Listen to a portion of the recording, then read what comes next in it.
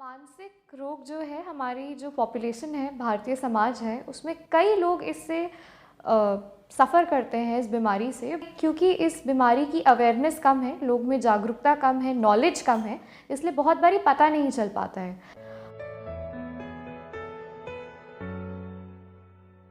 सबसे ज़्यादा कॉमन, जो सबसे ज़्यादा देखी गई बीमारी है, वो डिप्रेशन है। लगभग 10 से 20% लोग जो हैं, उनको डिप्रेशन है।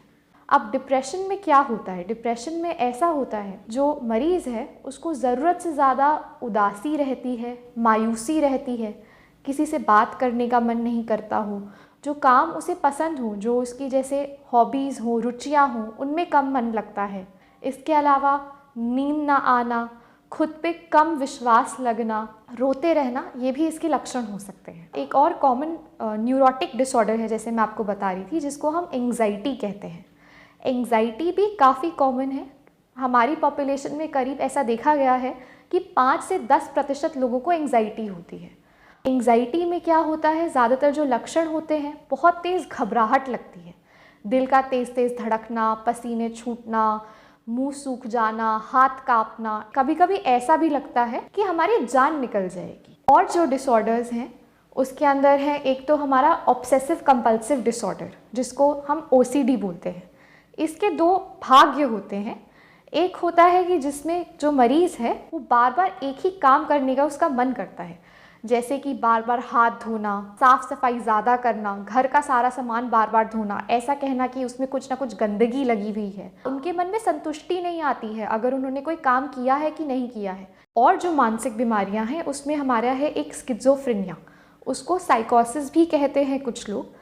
अब स्किज़ोफ्रेनिया जो है उसमें क्या होता है कि जो मरीज़ है उसको ऐसा कभी कभी लगने लगता है कि जो आसपास के सब लोग हैं वो उसे नुकसान पहुंचाना चाहते हैं। वो शक करने लग जाता है लोगों पे, बिना बात का शक होता है ये।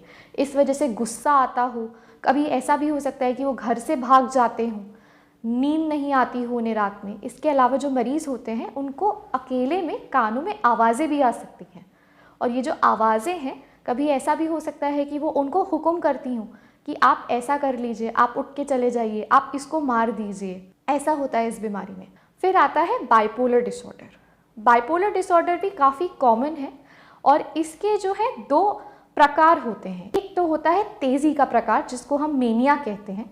इसमें जो मरीज़ है उसको कुछ दिनों के लिए वो ज़्यादा बोलने लग जाते हैं, ज़रूरत से ज़्यादा बोलना, हैसियत से बड़ी बड़ी बातें करना, जैसे बड़ी बड़ी ढींगे हाँकते हों कि मेरे पास बहुत पैसा आ गया है, मेरे पास बहुत जायदाद है। इसी बीमारी का एक दूसरा प्रकार होता है, जैसे मैंने आपको शुरुआत में बताया था, जिसको हम डिप्रेशन कहते हैं। ये बीमारी जो है ये बार बार हो सकती है बाइपोलर की। इसमें या तो आदमी तेज़ी में जा सकता है या आदमी जो है अवसाद में जा सकता है। इसके अलावा हमारे पास कुछ और डिसऑर्डर्स भी हैं, जैसे कि फोबिया जिसको कहते हैं, किसी एक प्रकार की चीज़ से बहुत ज़्यादा डर लगना। बहुत सारे लोगों को ऊंचाई से डर लगता है, या फिर बंद जगहों में डर लगता है। वो लिफ्ट में नहीं जा पाते हैं, सुरंगों में नहीं जा पाते हैं, अंधेरे कमरों में नहीं बैठ पाते हैं, क्योंकि उनको उलझन घबराहट होने लग जाती है। ये भी एक मानसिक बीमारी का ही अलग प्रकार है। इसके अलावा आप सब में से बहुत लोग ऐसे होंगे जो नशा करते हो, चाहे वो सिर्फ तंबाकू का ही नशा क्यों ना हो, वो भी एक मानसिक बीमारी का प्रकार है, और इस नशे की वजह से मानसिक बीमारी हो सकती है। बच्चों में भी मानसिक बीमारी होती है। जो बच्चे हैं उनके अंदर ADHD की बीमारी हो सकती है। उसमें क्या होता है कि अटेंशन जो है बच्चे की कम रहती है। इन अटेंशन जिसको हम कहते हैं ध्यान की कमी, जो बच्चा है वो पढ़ाई पे या किसी और काम पे, जैसे आप ड्राइंग मान लीजिए, पेंटिंग मान लीजिए, कोई भी काम जिसमें थोड़ी ज़्यादा देर के लिए ध्यान लगाना है, वो नहीं कर पाता है।